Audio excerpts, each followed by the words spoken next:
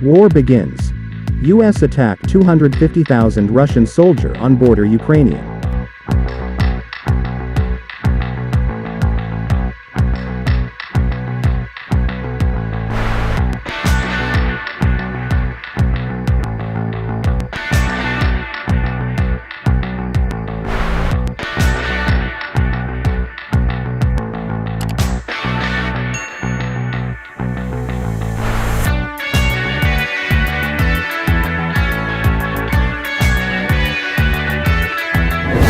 Russia will soon have more than 120,000 troops on Ukraine's border, Ukrainian Foreign Minister Dmytro Kuleba said on Tuesday, calling for new Western economic sanctions to deter Moscow from further escalation.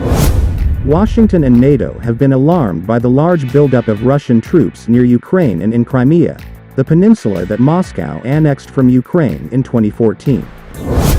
Western officials say the concentration of forces is now larger than during that annexation.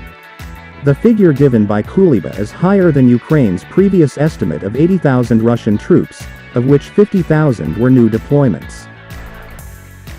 Russian troops continue to arrive in close proximity to our borders in the northeast, in the east and in the south.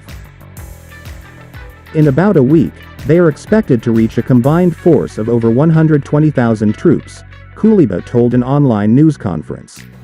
This does not mean they will stop building up their forces at that number, Kuleba said, warning of what he said was Moscow's unpredictability, although he said Ukraine did not want conflict with Russia.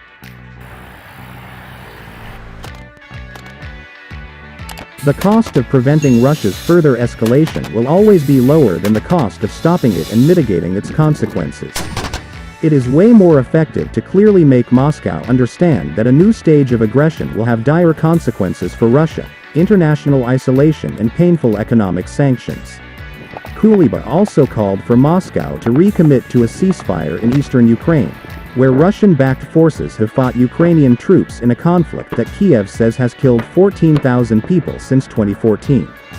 Kiev and Moscow have traded blame for a rise in casualties in the conflict in recent weeks. Kuleba said Russian snipers were killing Ukrainian soldiers to provoke Ukraine to counterattack. Russia has said its troop buildup is a 3-week snap military drill to test combat readiness in response to what it calls threatening behavior from NATO. Moscow on Tuesday also accused the US and NATO of provocative activity in the waters and airspace of the Black Sea. Kuleba attended a video conference with EU foreign ministers and said he openly called on colleagues to start considering a new round of sectoral sanctions against Russia. He said he did not feel EU ministers were ready for such a move, but he told them that individual sanctions on Russian officials were insufficient. They want us to be afraid, Volodymyr Zelensky, the president of Ukraine, says as his plane starts to descend, bringing him home from a trip to the war zone near his country's border with Russia.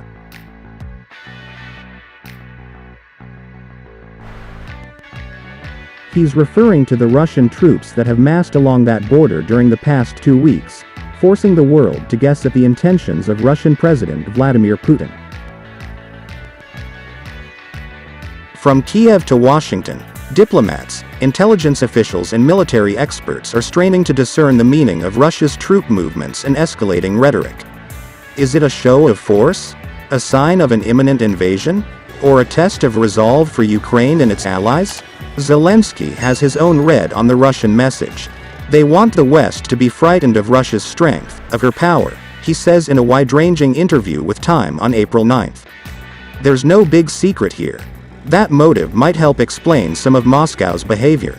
Had the Kremlin really set out to invade its neighbor, its troops might have tried a little harder, as they did during their last invasion of Ukraine, in 2014, to maintain some element of surprise.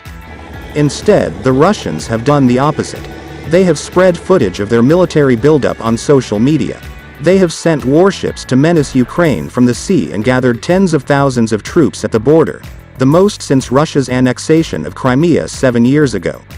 Russia has warned the US that support for Ukraine could spiral into a wider war.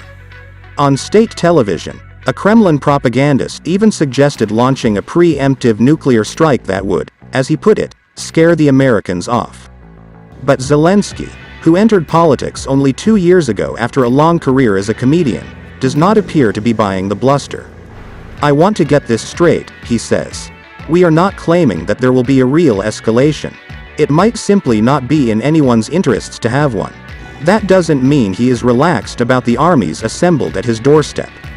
What they want to do," Zelensky says, "is raise the temperature just enough to show that the West will waver in its support for Ukraine, that they do not really see us as a partner." As Zelensky puts it, it's a kind of test. So far the US appears to be holding firm.